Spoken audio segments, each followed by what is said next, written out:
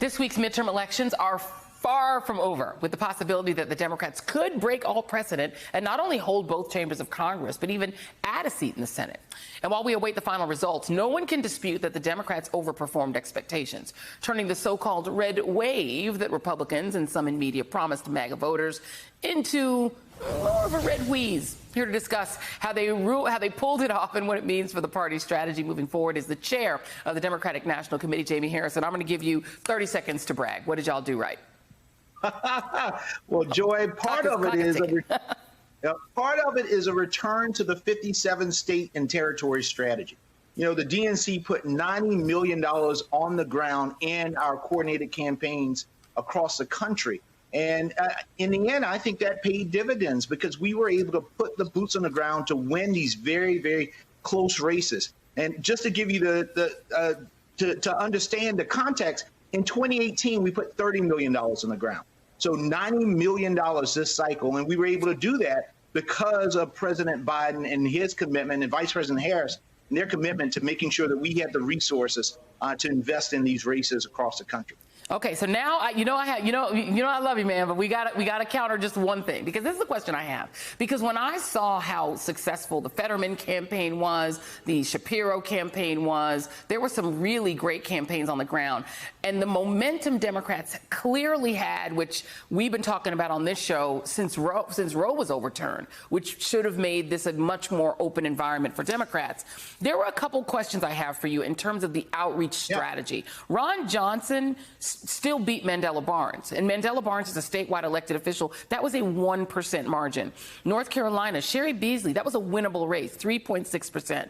The J.D. Vance, Tim Ryan race might have been a little bit tougher climb, but that was also a winnable race. What I heard back from folks who were on the ground in those states and from Florida was that there was money on the ground, and I'm not saying the DNC was responsible for it, but that there was not enough money invested in turning out black voters, especially in Wisconsin, where there seemed to not be a lot of movement among African Americans, and in North Carolina and in Florida, and definitely in the Ohio race. Was this a miss? Not getting enough money on the ground, as you said, was important, and not just by your group, but by the DSCC and others, to get black voters specifically out? Well, Joy, I push back on that because also in Wisconsin, we did pick up the governor's, we kept the governor's mansion in Wisconsin, also with the attorney general's race in Wisconsin as well. And then we picked up some congressional races in places like North Carolina. Part of the problem that we had in this election was the amount of dark money that flowed into these campaigns on the Republican side that just overwhelmed our candidates. You know, Mandela, Sherry, who I worked very closely with, both of them, early on in these races, they outraised their Republican opponents.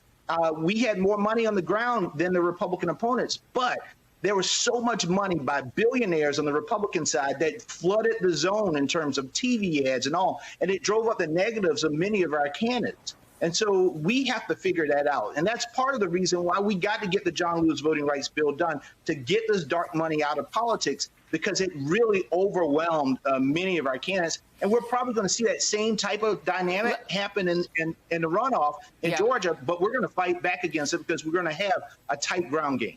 You get a real quick response. Here is your fellow South Carolinian, Lindsey Graham, talking about, you mentioned Georgia. Here's Lindsey Graham.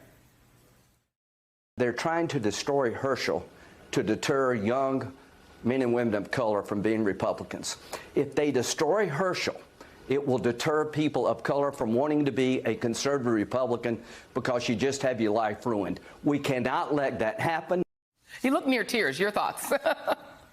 It's really kind of ironic when he ran against a young African-American man and darkened my skin in ads and everything else. Listen, Lindsey Graham is a bit unhinged. And he's part of the extreme MAGA Republicans that we see right now, that are making people lose faith in this process. I wish Lindsey would go back to the old Lindsey Graham, but this is what we see. This is what we see with Donald Trump, and what we will see. And these candidates all lost with this extremism. Right now, the American people want folks who are going to fight for them, who's going to help them and their families and their communities. That's not what the Republicans are giving them. That's what the Democrats are doing right now. All right.